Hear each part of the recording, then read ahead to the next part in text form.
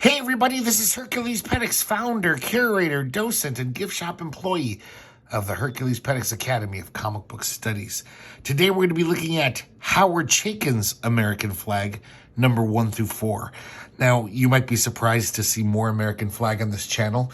The last episode that featured American Flagg was pretty much the end of Howard Chaykin's first run, like his real run, where he actually wrote, penciled, and inked the majority of issues. And that was number 26.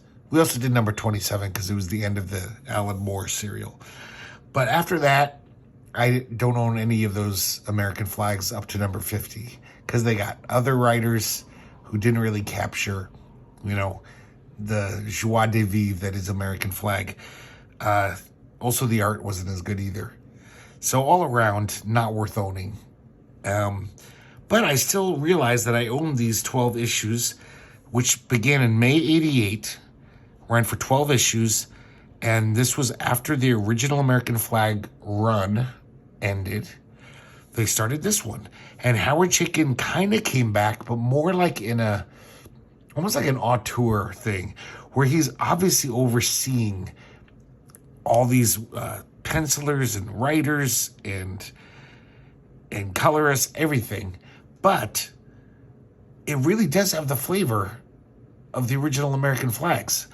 And I realize that's why I kept these all these years. I haven't read them in decades. And they're really fun. They're really good. They really capture the spirit of Howard Chaykin's, American Flagg, which was kind of lost for, 23 issues or so. So I want to keep going then with these American Flagg examinations. And here's the first 4 issues of the new American Flagg. Okay, let's get these in order here. Number 1, Power Corrupts. What the hell else is it for? And we see Ruben here, not looking kind of insidious. And we'll soon find out why. So, there's about 23 issues of plot that I've missed. But apparently none of it's really worth knowing. A few things have changed, since I left off. But, Chicago, Illinois is now a sovereign nation. Reuben basically, pried it from the Plex's hands. And he's like the president for life. And that's why the cover says Power Corrupts, because Reuben's kind of become a dick, basically. He basically has this propaganda documentary of himself that shows every 2 hours on Plex. Everything is interrupted, and people are getting sick of this shit. All the people in the Plex or the Plex Mall. Well, I should call it I guess it says Plex, but technically it's not with the Plex. And he's just obviously gotten a little full of himself, Reuben Flagg. So we have, through the documentary, within the story, we have a whole recap of about the first, strangely enough, not the first 26 issues. It kind of stops even before Howard Chaykin left that first time. And then these pages pack so much information in. I read this thing twice, actually, because they just throw so much stuff. Every page is crammed with stuff. So in between this documentary, we see little incidents like the Skull Crushers are returning from their European tour. There we see Jules Fulquet, Death Wish. We go back to the documentary, more recap stuff. Now, back at the mall, Amanda Krieger has kind of lost her mind. I don't know when this happened in the original run. But she's started this cult of Hammerhead, the ex-chief ranger of the Chicago Plex Mall. There's this bust of him. And she kind of preaches to a small group of followers. And every now and then she's possessed by Hammerhead. He kind of possesses her body. For crying out loud, hey, what's going on? Hot damn, I can feel myself up.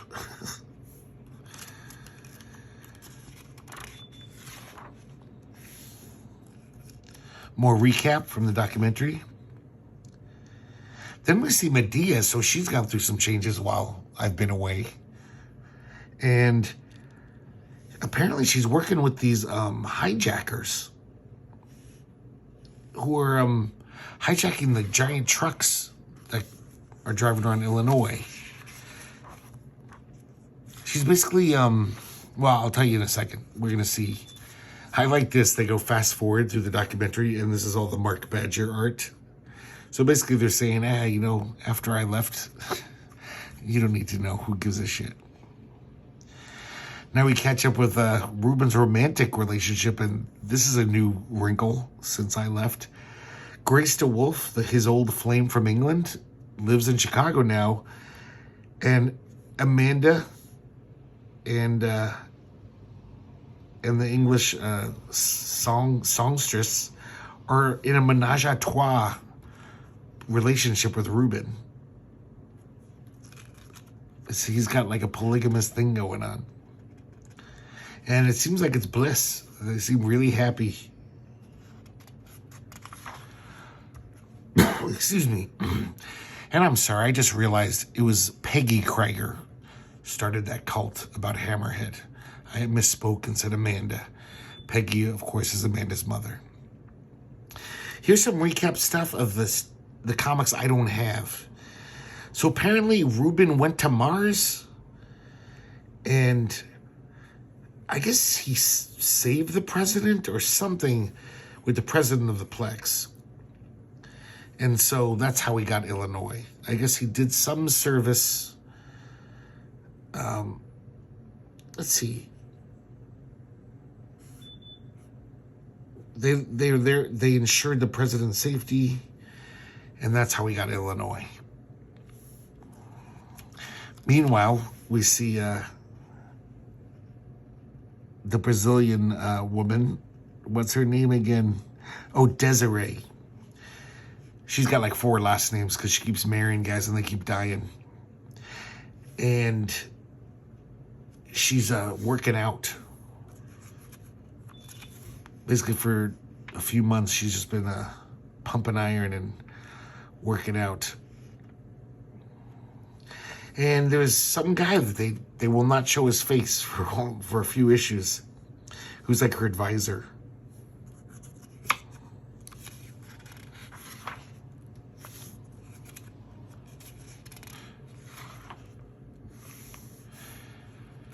And now we see Ruben in his presidential office, and he's making some arrangement with the Brazilian Union.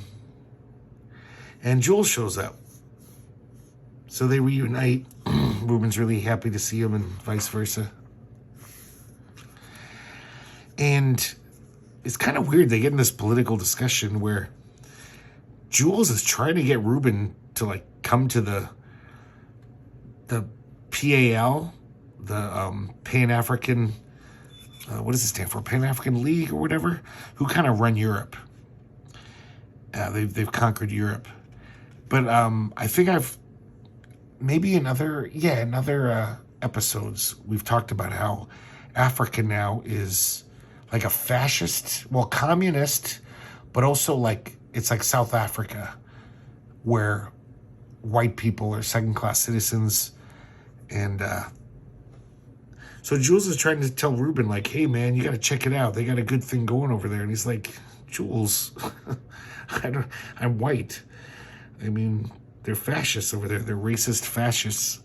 So I don't know if I want to deal with them. But, of course, Jules has a different point of view. Meanwhile, here we see Medea with the hijackers. And Medea's totally changed. She, because in a way, if you guys remember, Medea went from being a go-ganger, very irresponsible, spoiled brat go-ganger, to this hardcore super cop in a very quick amount of time. And they even mentioned that mental conditioning was involved. So finally, she's, I guess, is like, yeah, those guys brainwashed me. They drugged me. I haven't really been who I am. So I guess she's rebelling against the Plex now by helping these hijackers. Really interesting twist is, I don't know if that was building up for 20 issues or so, but I didn't see that coming. So Jules and Ruben are still having their political debate, and they hear a big explosion. 2 polyclubs are having unauthorized warfare right near the QUSA station, the pirate TV station that Ruben owns. I assume he still owns it.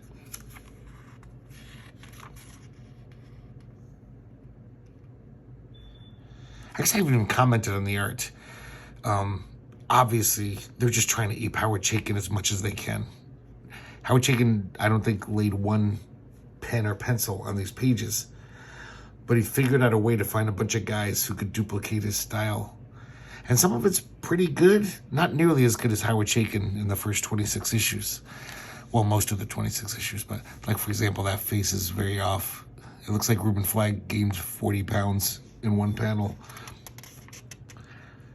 But it's pretty good. It's definitely better than the fill-in issues I saw in those first 26 issues, 27 issues.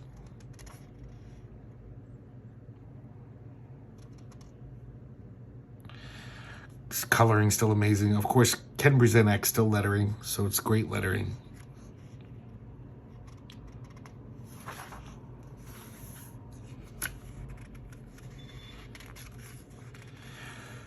So the QUSA station blows up, and the firefighters find a hidden stash of videos that Hammerhead had.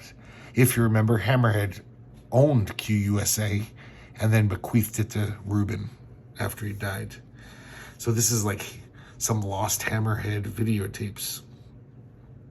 When he gets back to the apartment, Ruben gets back to his Plex Mall apartment, they're not married, but whatever, his 2 girlfriends, Amanda and,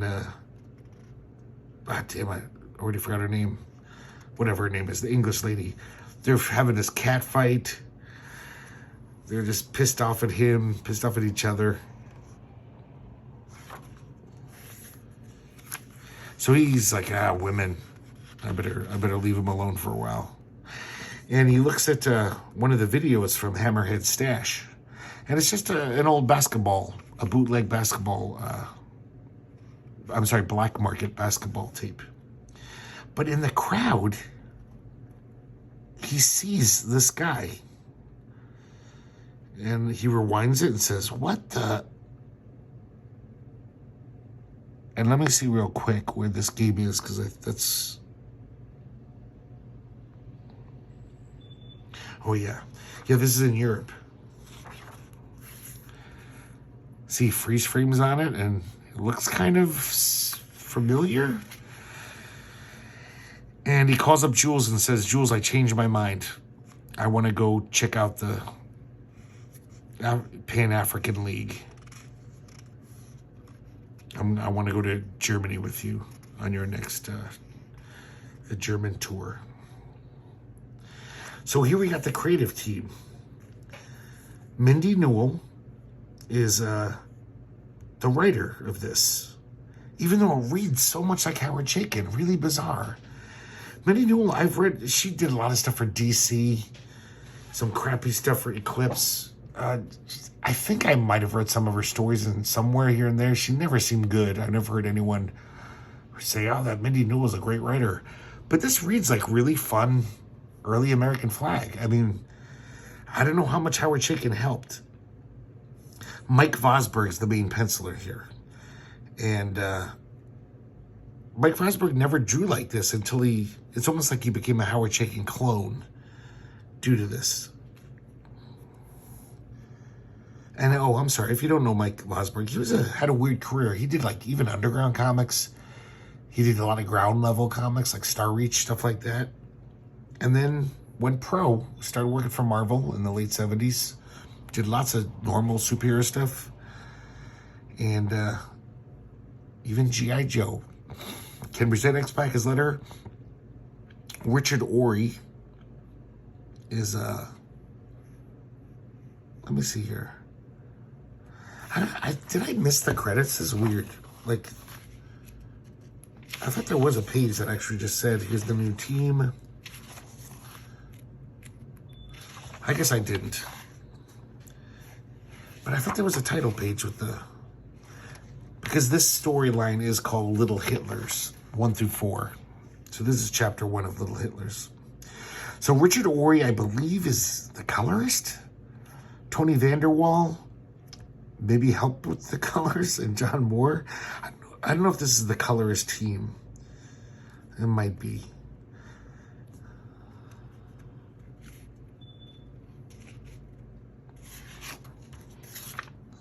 Okay, I think the next issues, though, will have credits. That'll delineate who does what better. I'd even mention that first cover was by Howard Chaykin, as is this. But it says Howard Chaykin and Richard Ory. So I don't know if Richard Ory just colored it or helped him draw it, inked it or something. I think he just colored it. Little Hitlers Part 2.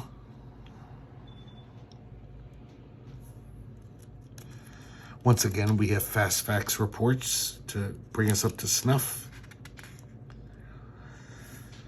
Ruben's heading to Germany. We see Desiree still working out, scheming and planning. Basically talking about how she kind of wants to buy Illinois. She's going to undermine Ruben Flagg and buy the whole state for Brazil.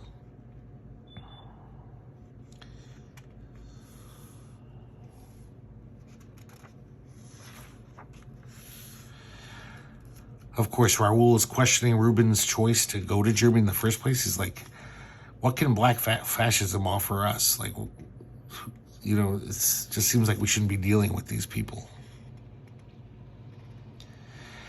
And little touches here and there are so Chaykin. Like, this thing is peppered with, like, fun wordplay, you know, like on the TV, on the radio.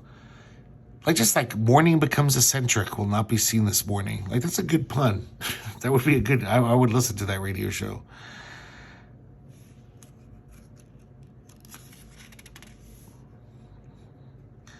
And meanwhile, in Chicago, things are not going well for Ruben.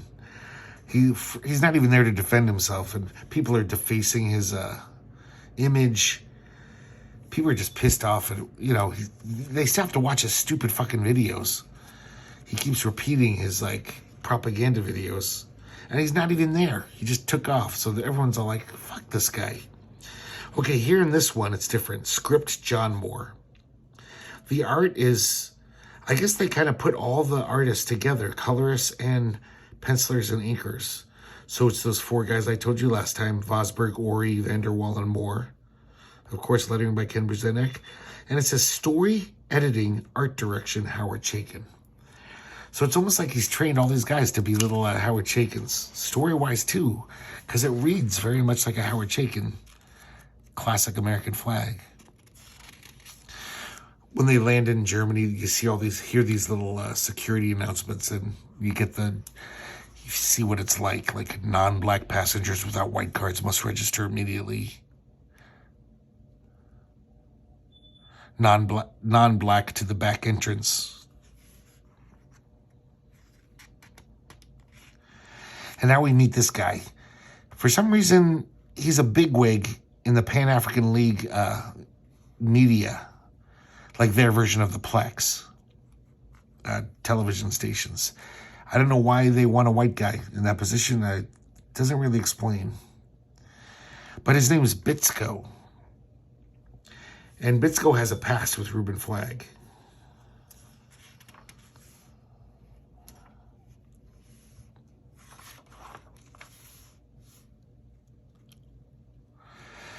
So I guess he knows Ruben because he used to be a writer for Mark Thrust, and he got fired. And apparently Ruben was part of it. He was a plagiarist. He plagiarized some scripts, and Ruben kind of pointed it out to the producers. So he was blacklisted, kind of fucked up his career pretty bad.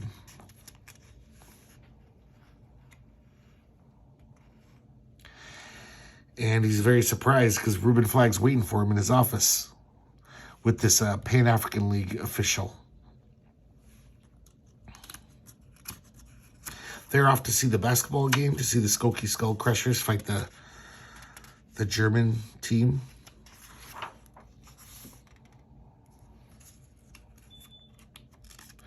Meanwhile, back in Chicago, we see Yuri.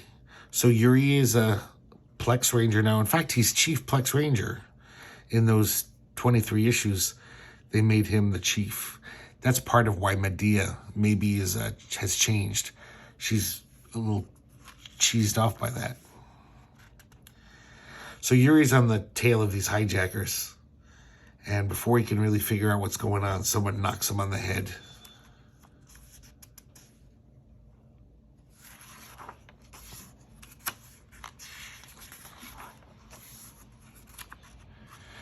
So Bits goes all alone. And apparently he's in league with this guy called the Master Programmer, who's like a super hacker, pirate, video guy.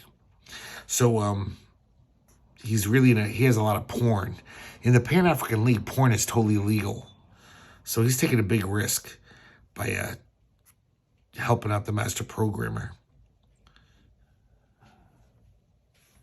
He almost gets caught when Ruben and that official come home from the basketball game all drunk.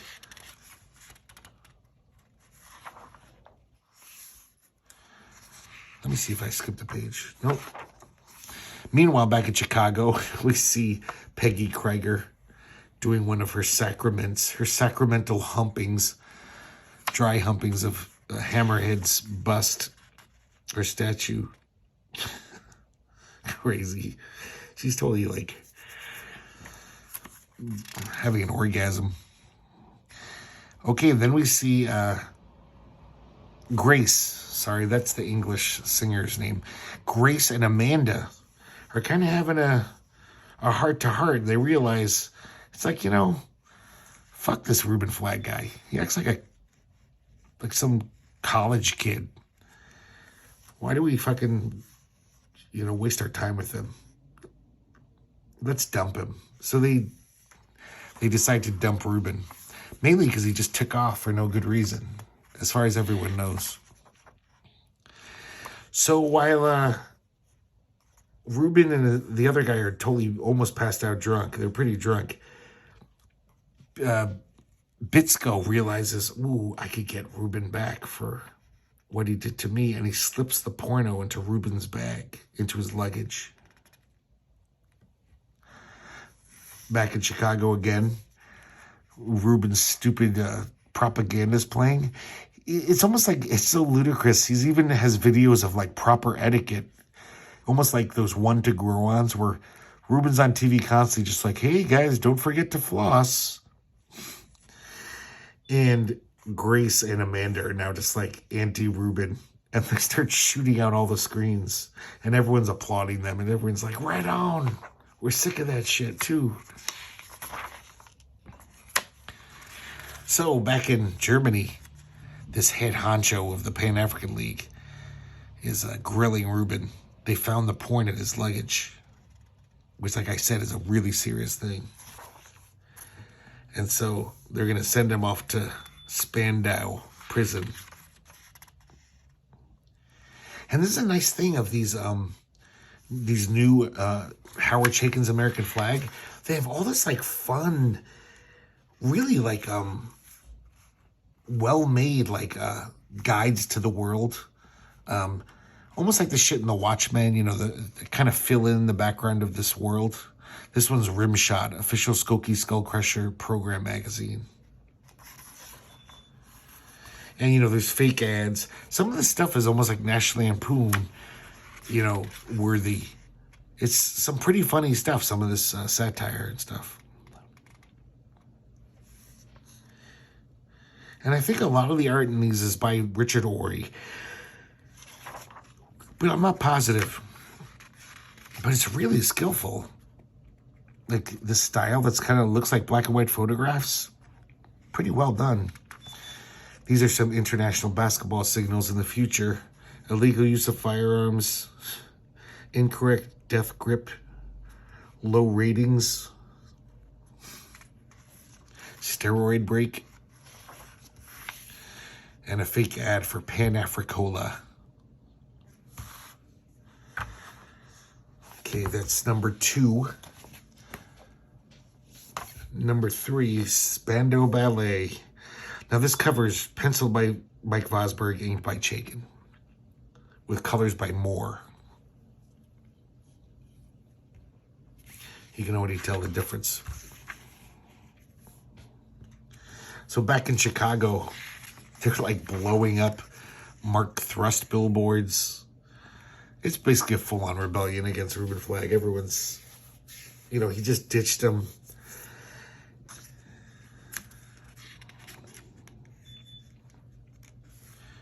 And the fact that they can't even reach Reuben Flagg for a comment. He's gone in seclusion as far as they know. It's just like, fuck this guy. Back to Desiree Deutschmarks talking to her mysterious friend.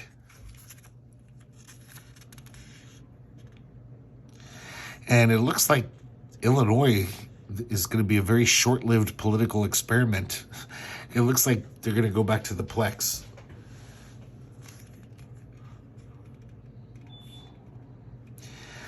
So Desiree realizes, well, maybe I won't be able to get Illinois then. I can't take on the whole Plex, but hey, what about Russia? Because Brazil is like the economic powerhouse in this world, so they might be able to buy Russia. Back in Germany,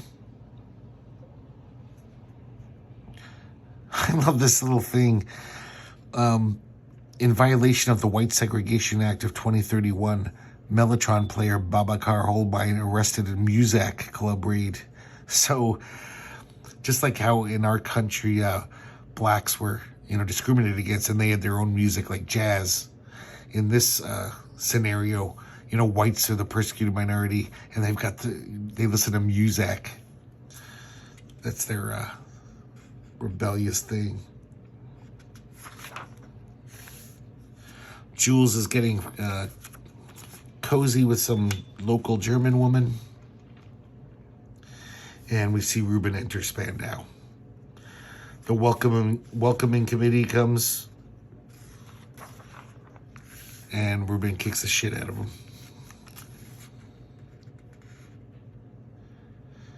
By welcoming committee, they wanted to welcome themselves to Reuben's anus.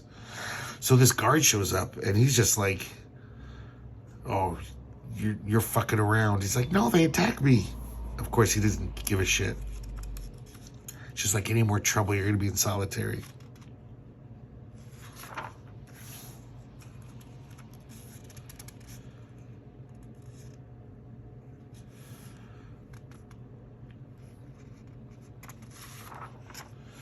So, the Skokie Skull Crushers have returned to Chicago after their victorious tour of Germany. Jewel stays behind because he's going to help Reuben.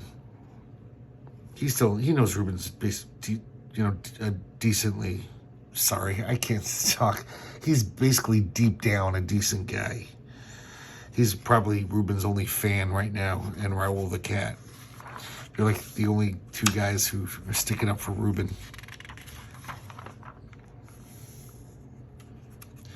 So they're going to break him out of Spandau prison. That's their plan. So here's Bitsko, and I guess these are two representatives of the master programmer, this mysterious guy we haven't seen. And they're like, you gave the master tape of that porno just to get back at Reuben Flagg? Now the head honcho of the PAL has it? And they're pissed off. They're slapping him around. And they're basically saying, you better get that fucking tape back. It's your neck. Now we see Jules and Raoul. They're headed to the Black Forest. And they arrive there. They're going to meet someone who's going to help break Reuben out of Spandau prison. I like this, how Raoul is partying. Death wishes Mohawk.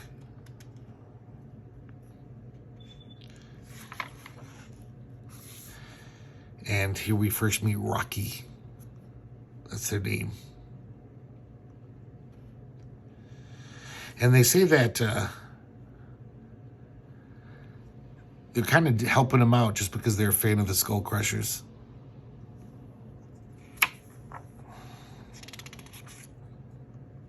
So now we're back in Illinois, near Chicago. And these giant trucks. I think we might have seen these in the first series. They're ludicrously huge. It's almost like Howard Chaykin's comment on how, like, big and dumb everything is in America. Because this just wouldn't work. I mean, they're literally on these highways with other little cars, obviously crushing probably hundreds of cars. Like, it's just insane. It doesn't make any sense. So we see the hijackers. They're going to hijack one of these trucks.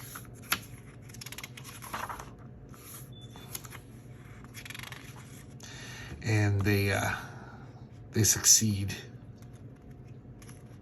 And we see that it's Medea. So she's fully gone to the dark side. Meanwhile, Bitsko is over the is communicating with the master programmer. And the master programmer is basically, you know, threatening him again. It's like, you better get that tape, or you're going to be in Spandau prison. And we see Ruben late at night at the prison. And it seems that guard, he confesses his infatuation with him. He says, "I will make you the Jewish American princess of my dreams." And Howard's like, "I'm sorry, I keep doing that." Ruben is like, "Ah." Once again, we have this nice background material. This is Overdrive, the Institute of Macro Driving Technology. This is so much like a National Lampoon thing. This totally reminds, like Bruce McCall would have done. Like, it's just so ludicrous and silly, but it's really, like, thought out. All the details, you know? This is basically just, like, trying to get people to join this institute. And, like, look at this. This is so National Lampoon, like, actually showing you a diagram chart how the whole truck operates. You know, really getting into the fiction of it.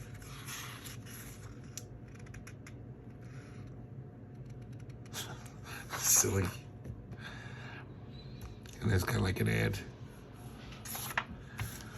Okay, the last chapter of Little Hitlers. The big breakout of 33. And this cover is by Chaykin solo. And the sad thing is, it doesn't even look that good. Look at his face, is really puffy.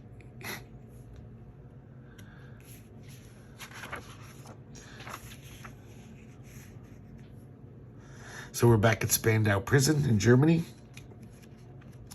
The guard who has a crush on Ruben is basically saying, "You're a forgotten man in Illinois.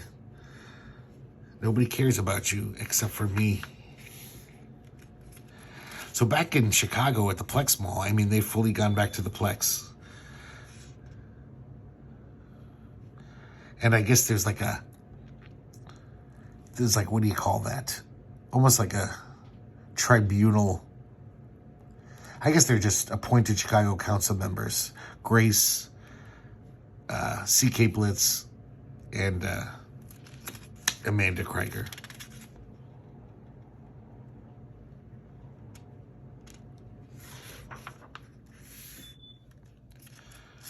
Back to Desiree and her mysterious friend. It looks like the months of working out are paying off. She looks way different. And they're making their plan to buy Russia, or at least a big chunk of it.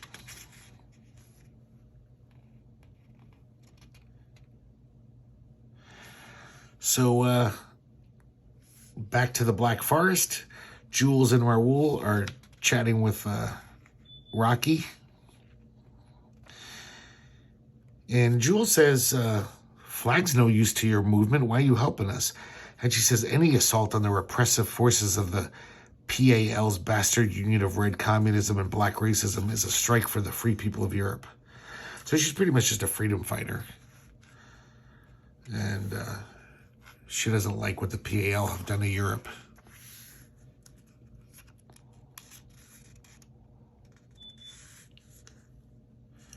We see Yuri back in Chicago.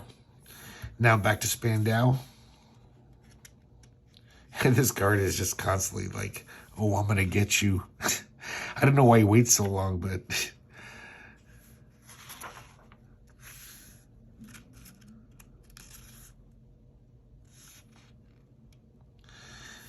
So Jules and Raoul enact their plan. They steal some uniforms from some guys, some PAL uniforms. Back to Yuri. Yuri's trying to bust the hijackers. Who just got the big truck, including Medea. And he's like, Medea, what the fuck are you doing? And Medea's shooting at him. He's shooting back. And the driver of the truck gets beheaded by this helicopter blade. So the giant truck is out of control and it's headed for the Plex Mall. And I don't know if I informed you, these are atomic powered, so it's very worrisome. So this is Jules, pretending to be a PAL guy. And he shows up and says, I'm here for my inspection. Back in Chicago, they're still shooting at each other.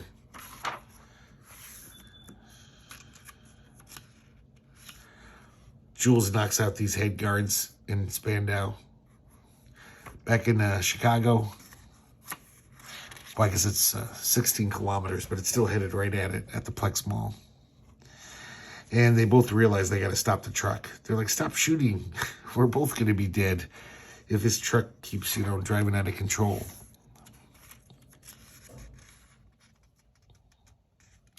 So Jules cuts the power at the prison so those guys, Rocky and her troops, can invade.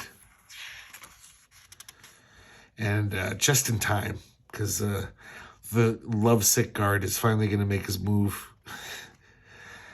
And Rocky shows up and takes off her top. And the guard is like, whatever, how you translate that. And Ruben bashes his head from behind with a chair, and they make their escape. Back to the truck situation. They're still shooting at each other, even though they're trying to stop they should be trying to stop the truck. And it hits the mall. Look at these crazy letterings by Ken Brzezinek. I don't even know. I've never seen that font in my life. That's the weirdest font.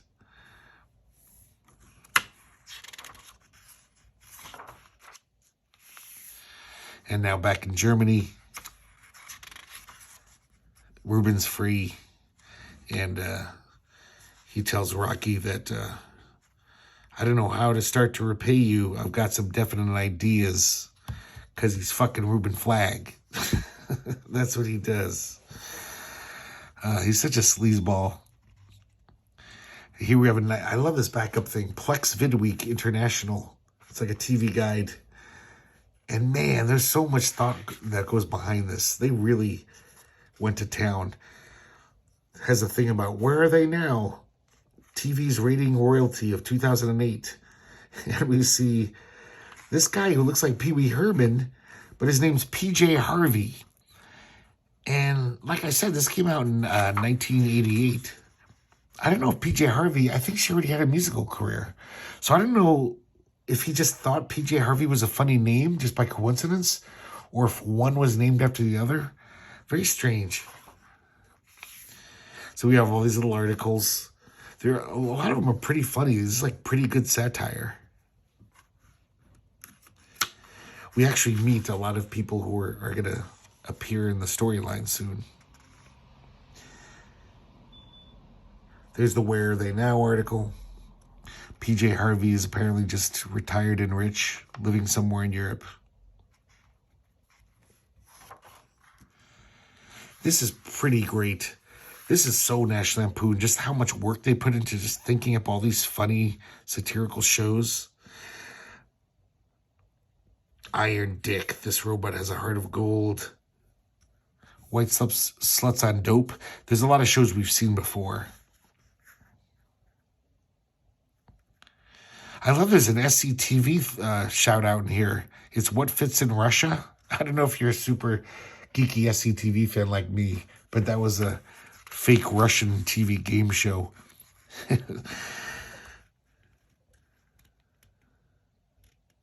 There's actually a couple of SCTV references in this comic where somebody mentions something getting blown up real good. Just weird little things like The Yearling, 1999, Iggy Pop. It's a musical. They saved Churchill's penis. Swiss Family Manson. There's a documentary called You Can't Eat That. Host Divinity Walters visits the most unsanitary restaurants in the world. Just goes on like that. It's pretty funny stuff. Pretty good. And here's an ad for Mañana Selling. Because you never know what's out there. So that's it. That was cram-packed. I can't believe how much story was in this. But American Flagg, sorry, Howard Chaykin's American Flagg, because this is volume 2, 1 through 4, Little Hitlers. So we got 2 more to go, guys, and that's definitely the end of American Flagg. Though I'm thinking about doing Times Squared, but maybe I'll wait for that, because there's so many other series I want to showcase. But I don't know, I might as well just get it over with. So who knows? We'll see what happens. I hope you enjoyed this. I hope you're not disappointed. If you're not an American Flagg fan, you were probably like, oh, he's finally done. Now I got 3 more to go. I know these issues are kind of cheesy. The art is like this blatant just rip-off of Howard Chaykin. But I really think they capture the spirit of the classic Howard Chaykin issues of American Flagg. It's just good satire, tons of sex, tons of violence. It's just kind of smart and funny. So they're gonna stay in the Academy. I was thinking about getting rid of them. That's why I reread them. I was like, I don't know if they'll hold up, but I think they're staying in. The art's good enough. It does the job. Okay, there you go. And hopefully I'll see you next time here at the Herculespetix Academy of Comic Book Studies.